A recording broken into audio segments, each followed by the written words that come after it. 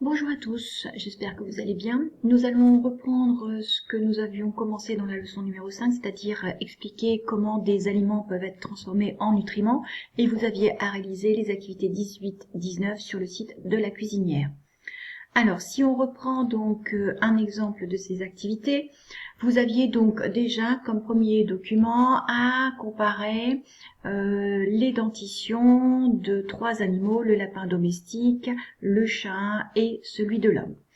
Afin de faire cette comparaison et de l'associer à la transformation des aliments, je vous demande plus particulièrement de relever leur régime alimentaire, c'est-à-dire principalement leur composition donc des aliments, ensuite le rôle principal qu'allait avoir leurs dents et si effectivement la mastication faisait partie de leur mode de transformation des aliments au niveau de la bouche.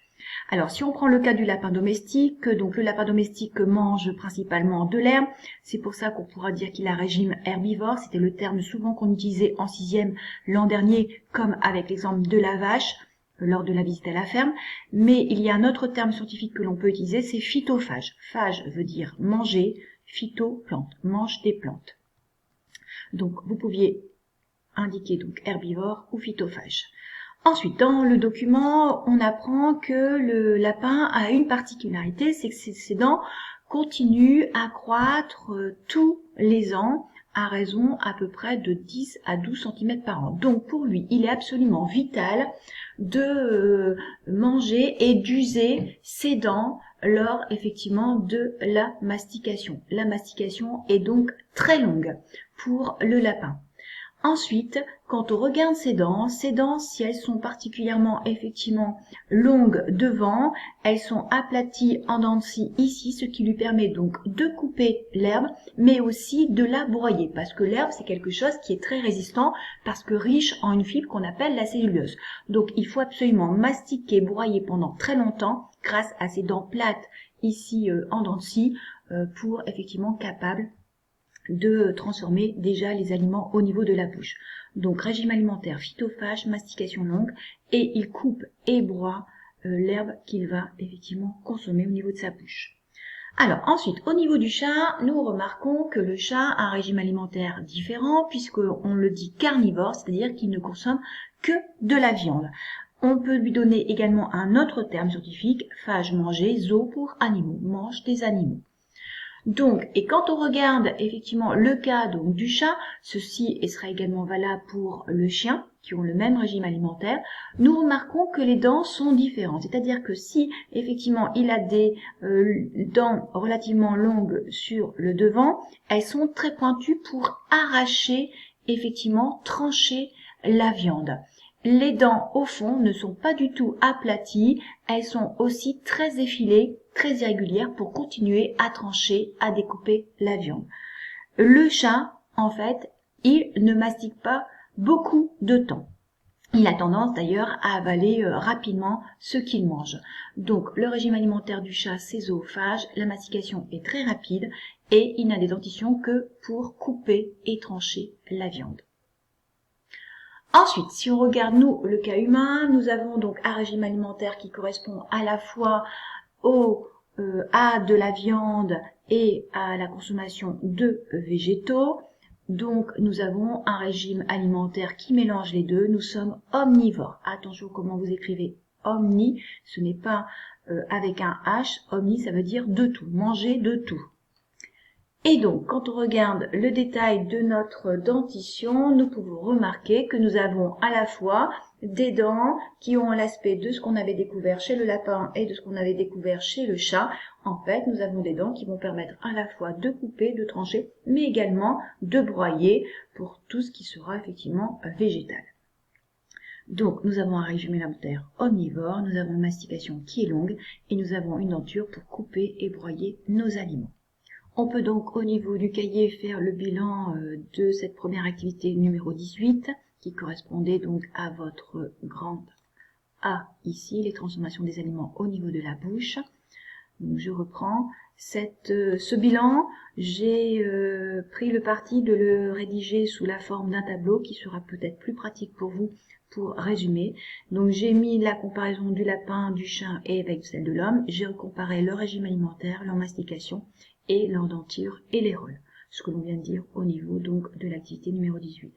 Et le bilan que nous pouvons donc en déduire, c'est qu'au niveau donc de la bouche, les aliments sont bien transformés en petits morceaux grâce à la mastication. C'est le rôle principal de la mastication au niveau de la bouche, c'est le découpage donc des aliments en petits aliments.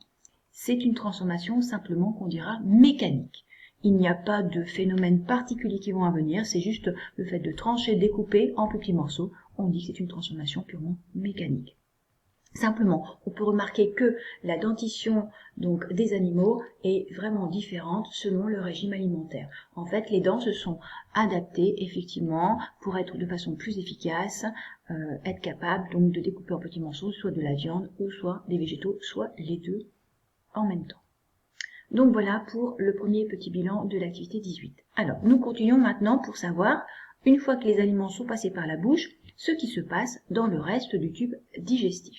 C'était donc la suite au niveau donc du site de la cuisinière.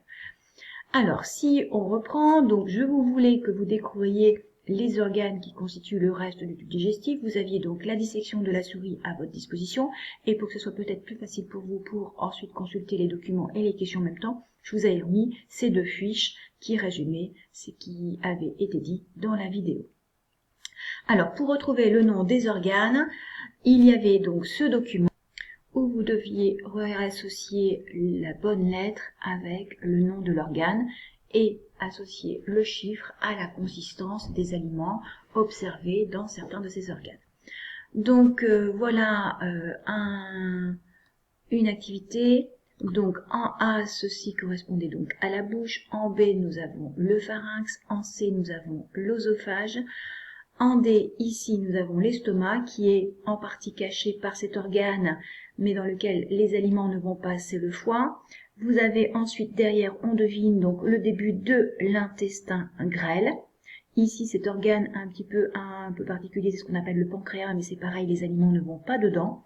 Ensuite, donc l'intestin grêle fait un ensemble donc de diverticules. Et ensuite, nous arrivons ici au niveau donc du gros intestins, ce qui correspondait donc au F. Ici, au passage, sur le croquis, vous avez l'appendice, qui était donc réduit dans le cas de l'homme. Donc, nous avons ici le gros intestin en F. Ensuite, nous avons donc ici le rectum, et enfin, nous débouchons vers l'anus, qui va permettre donc l'élimination des déchets. Et au fur et à mesure du trajet des aliments dans ce fameux tube digestif, nous pouvons remarquer qu'il y a des transformations de consistance des aliments. Alors, au départ, les aliments A sont solides. Par exemple, je reprends l'exemple de la pomme. Nous croquons une pomme. Nous avons donc une consistance solide des morceaux de pomme. Nous pouvons effectivement mastiquer cette pomme, mais nous allons simplement, dans ce cas-là, la découper en morceaux. Les morceaux restent relativement donc solides.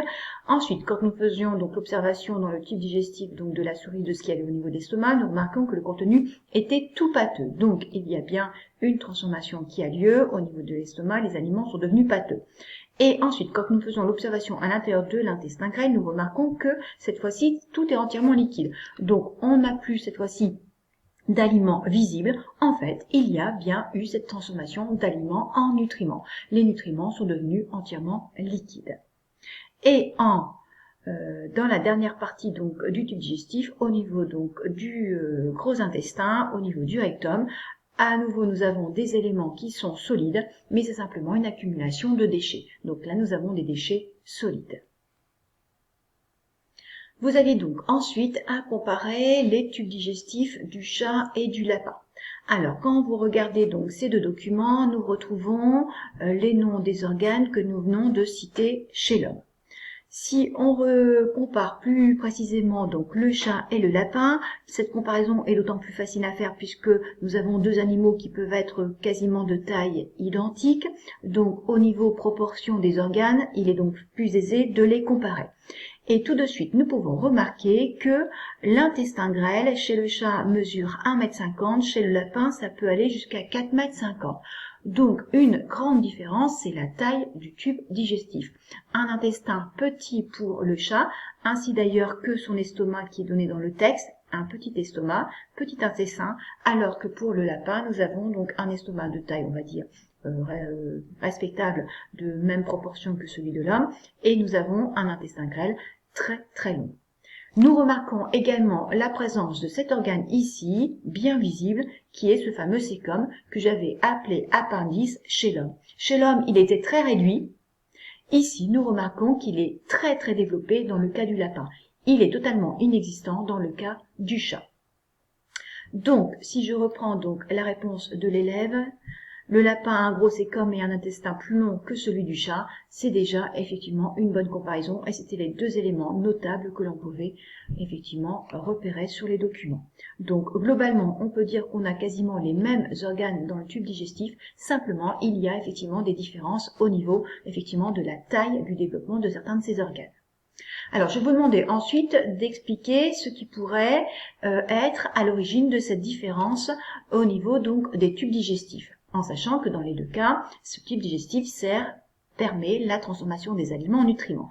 Alors, il faut simplement reprendre ce que l'on avait vu tout au début donc de cette activité, c'est-à-dire qu'en fait, nos animaux ont des régimes alimentaires différents. Le lapin mange des végétaux, et le chat mange des animaux. Alors simplement ici, effectivement, dans le développement des tubes digestifs, je relis la réponse de l'élève, parce qu'ils ont des régimes alimentaires différents, le lapin mange des végétaux et le chat mange des animaux, ils n'ont peut-être pas la même digestion des aliments. Et c'est exactement le cas.